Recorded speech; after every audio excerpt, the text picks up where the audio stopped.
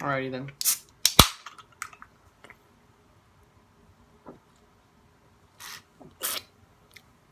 Let's go! Let's go! We back, baby! We back! We back! Get in! Finally, the MLS has come back! I'm Ryan and I'm back again, you know already, with another Ryan Sports Reviews. Tonight, I am reacting to the MLS Return to Play plan, their new CBA, and the lockout tactics, or at least the lockout ultimatum. But we'll start with the CBA, because then the Return to Play format goes into it. So, earlier this week, the MLS Players Association and the MLS Board were having a little bit of a squabble over the force majeure clause in the CBA. And they were saying that the MLSPA had until Tuesday, it got changed into Wednesday, to reply to the MLS's new offer. And sadly, the MLS tried to lock out the players. The MLS tried to lock out the players, sadly, and I didn't like the tactic. I thought it was scummy. It was horrible. I didn't respect it. It is what it is. It is what it is. If I was a player, I would have raised hell. But they came to an agreement. They have a 5-year CBA ending in 2025. Starts this season. They will not be locked out. There will not be no 94-like shenanigans. I know this is MLS. Keep up. You get the point. This was supposed to be our season, our great season, and it already got screwed over by COVID, and of course, our luck, strike. So at least there was no strike. And they also agreed on a return-to-play plan in Orlando for a tournament, for a month-long tournament, World Cup style, 3-game group stage, and a knockout stage with the top 16 teams. 26 teams in the league. That's, if I did the math right, 6 4-team groups and 1 5-team group. If I did the math right, because 4, 8, 12, 16, 17, 18, 19, 20, 21, 22, 23, 24, 25. No, 5 4-team groups, 1 5-team group. Okay, there's the math. I'm not good at math, okay? I'm not good at it. You could look at all... I could pull out my report cards and be like, yeah, see, I suck at math. See? Yeah. So, there's a reason I'm doing this, because I don't want to do math anymore, or at least the hard stuff. There's a reason I'm Blogger Boy, okay? I want to be myself because I don't want to do math. It is what it is. It is what it is. It is what it is. Point being is there is a 3-game group stage where the games count to the regular season standings. There will also be 21 more regular season games that have the 2 games that were already played in the 3 group games. So they'll have a 26-game season, I think. Or no, is it 21 with those? Actually, I think it's 21 with the 5 games already. So, yeah, it's 21 with those 5 games already. So those count. Then there's like 16 more?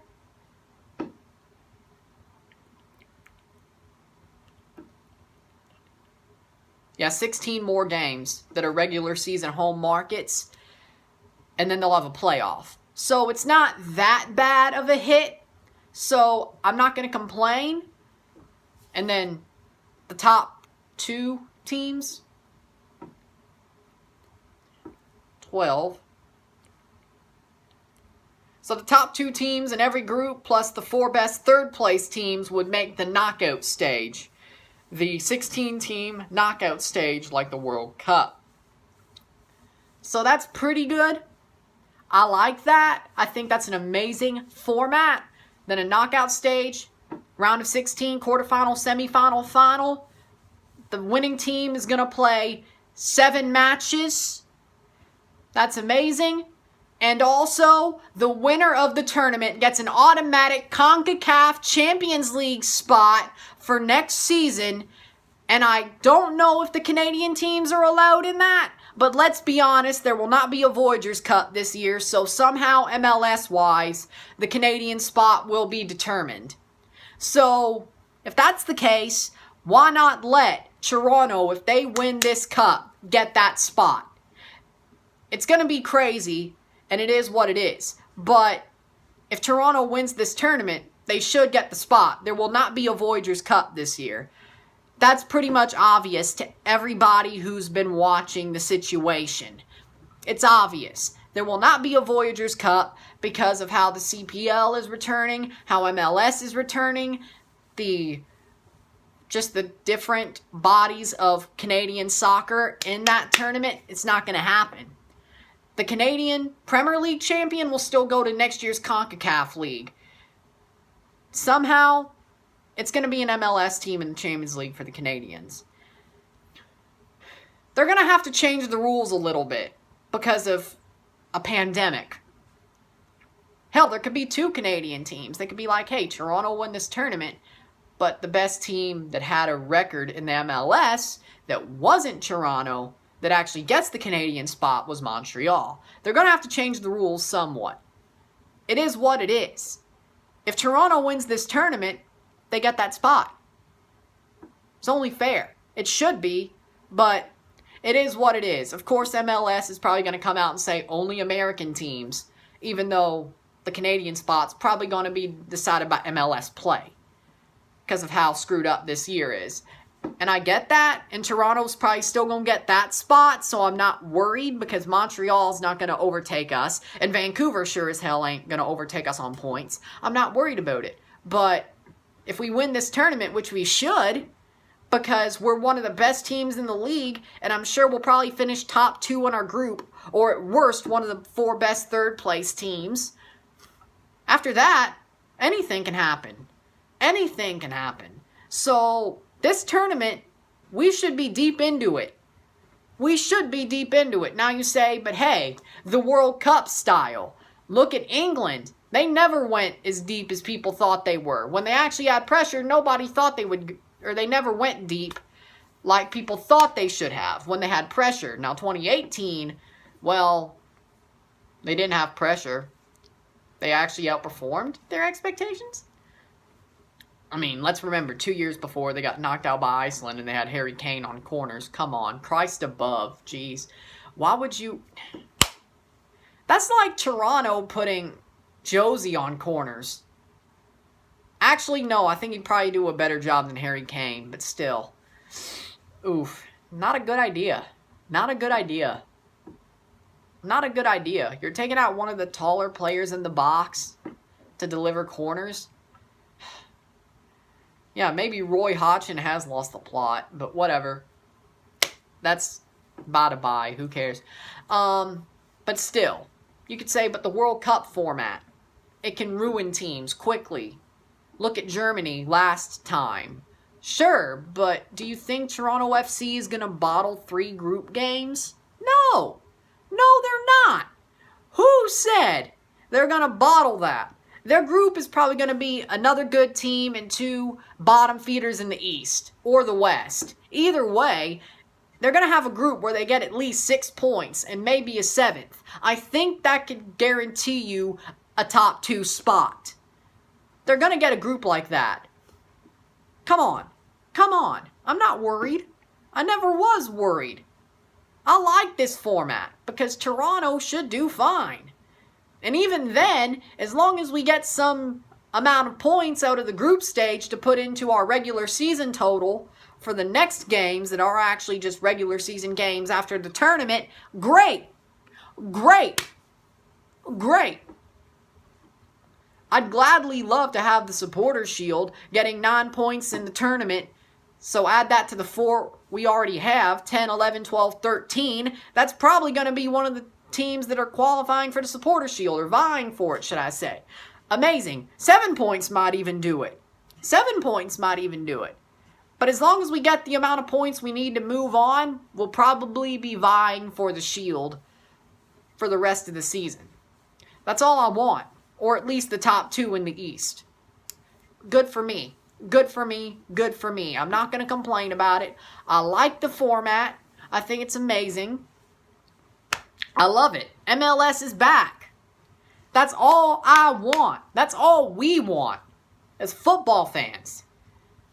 NHL has a plan. NBA has a plan. Confirmed, by the way, just like MLS.